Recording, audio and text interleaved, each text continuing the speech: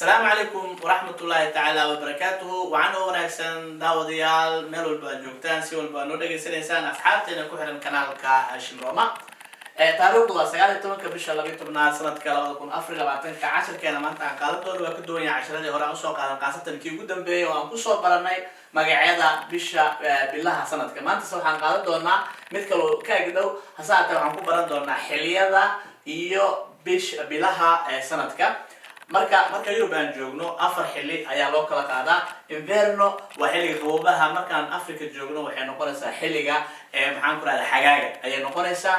Primavera waa xilliga dayrta ah, estate waa xilliga mataqaana kuleelka, iyo autunno xilliga guga ah. marka waxay u kala qaadanaa bilaha. marka inverno markii la joogo oo ah xilliga qabowga uu dhacayo waa bisha 12 December, bisha Janaayo iyo Febraayo. saddexdaas bilood waa xilliga qabowga uu sida aadka ah u daran yahay.